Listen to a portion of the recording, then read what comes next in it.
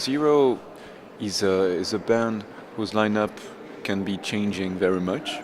And the core of the band is three people, which are Joël Mera, Stéphane Garin, and myself, which are the three people who played together tonight.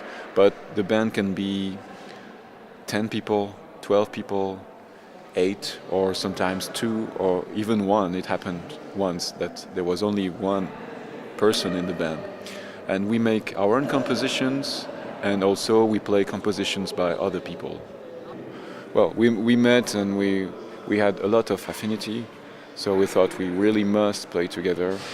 And well, maybe it helps for some part of the creativity, as you say, because I think everyone adds something different than the others. And but we don't think like that. We just play together because we like each other. We laugh a lot when we are together. The music sounds very serious, but when we play, half the time is making jokes and laughing. I think the structure of the band of 3 or 4 people living in the same town and playing together every day, maybe it's an old concept. I mean, still working, but today things can be different because it's easier to travel and it's easier to move. It's easier to change where you live, and you can take a plane for a very cheap price now. So it's easier for people to live in different cities. There is also the big revolution that was the internet, that makes that a lot of bands sometimes are created with people who don't know each other. It's not uncommon to have some people who just hear about each other and make a band together, and they record together just by sending file. So I think the basic structure of the band life has now evolved, and Zero is also an example of that. Maybe we push it even further because not only we live in different cities, of course, but also the activities are very diverse. Like composing together is one thing, but playing things by other composers, we can play pieces by Philip Glass or Steve Reich or Morton Feldman, John Cage, or new living composers. And we also, it's not even only that. We also have like an activity of spreading the music of not only ourselves. Like Stéphane is doing a lot of listening sessions in the city where he lives for children, for adults, where he just plays music and explains music. We have also an online radio. It's called Zero for Radio. It's also a way to say, okay, we're playing you this thing because we think it's interesting. So it's like spreading the music. And we also have a fanzine, a paper fanzine, to say, okay, we interviewed this guy, we think it must be interesting. The thing is that today, I think, especially in the rich countries, if you have an internet connection, then you can be aware of the music of any time and any country. That's a reality. So it's true, what you say is totally true, that music categories have kind of exploded. It's almost impossible to find some bands, some musicians that make like a pure thing that is not influenced by something else. Like even a reggae band will be maybe influenced by techno or industrial music, or even a jazz band will be aware of what Philip Glass has done or what Radiohead. And so the category, it's like some Japanese musician, Ryoji Ikeda, described it as a post-everything, because he was asked in which category are you? And he said, I'm after everything. I'm sorry, but I'm not in the category. I'm using everything. And I think that's the case for everyone today. So, and it's a freedom. So we must take advantage of that. This knowledge of every kind of music that is so easy today. So it's something we have to use. So we're trying that with Zero, because music is always evolving, always changing. We don't have a single style.